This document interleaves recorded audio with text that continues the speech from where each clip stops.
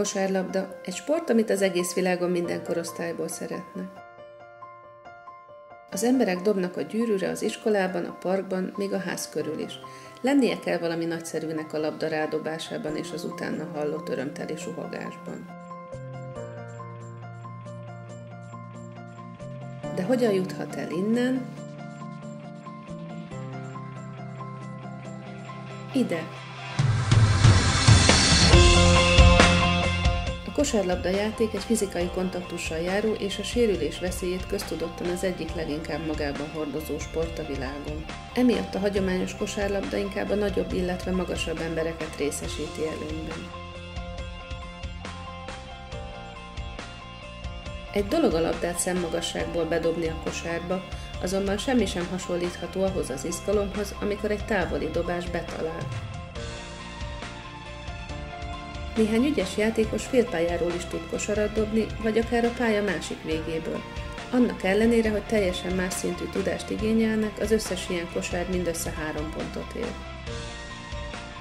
Sőt, amikor az egyik játékos faultot követel, az egész csapatot büntetik érte. Eközben néhány játékos az egész mérkőzést, vagy akár az egész szezont a kispadon tölti. Szükség van valamire, ami a hagyományos kosárlabda régi, félpályás, nem biztonságos, nem megfelelően jutalmazó és sportszerűtlen játékát egy új, egészpályás, biztonságos, megfelelően jutalmazó és sportszerű játékká változtatja, amit minden kosárlabda kedvelő játszhat. Ez az a pont, ahol a trúba bejön a képbe. A trúba egy angol betűszó, amely a The Rewarding Untouchable Fair Basketball jutalmazó érintésmentes sportszerű kosárlabda szavakból tevődik össze. Van egy rövidített neve is, Truox Fair Basketball, Truox sportszerű kosárlabdája, mivel ezt a kosárlabda játékot a Truox Doong által kifejlesztett sportszerű szabályok szerint játsszák. A trúba és a hagyományos kosárlabda között a különbségek a pálya kialakításánál kezdődnek. A pálya négyzet alakú cellákra oszlik, amelyek meghatározzák a dobás pontszámát. Mivel egy cellát egy adott időpillanatban csak egy játékos birtokolhat, a játékosok közötti fizikai kontaktus megelőzésében is segítenek. A cellák minden oldalmérete 2 méter, és a belsejükben a 2 ellentétes végükön 2 szám található, amely jelzi az adott cellából a megfelelő térfélen levő kosárra leadott dobás pontértékét.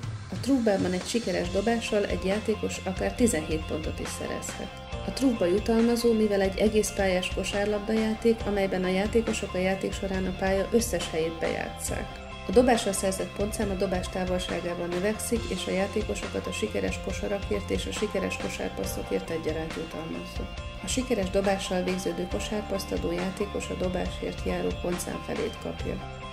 A trúba érintésmentes, mivel rendkívül nagy hangsúlyt fektet a játékosok biztonságára.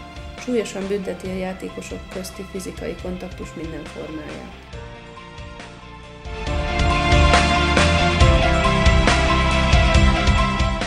A trúba sportszerű, mivel minden játékost egyformán kezel. A trúbában minden játékos egyenrangú szerepeket tölt be, egyenlő játékidőt és egyenlő labdakezelési lehetőségeket kap, mivel a játék során a trúba csapat minden játékosa folyamatosan posztot cserél. A trúba egy csapatban játszott egyéni sport, amelyben a játékosok csapatként játszanak, de önmagukért versenyeznek. A játékot kizárólag a tisztviselők vezetik, soha nem az edzők. A trúba kifejlesztője hiszi, hogy a sportokat kell az emberek számára megalkotni, és nem az embereket a sport számára átalakítani. Egy rövid bevezetőt látott a trúbába mindannyiunk új kosárlabdájába. Ne feledje, nem számít, hogy magas vagy alacsony, fiatal vagy idős, nagy vagy kicsi. Ha tud labdát vezetni, passzolni és kosárra dobni, akár ön is lehet trúba világbajnok. Ha többet akar megtudni a trúba szabályairól és arról, hogyan lépjen a trúba útjára, látogasson meg bennünket a www.trúba.com-on.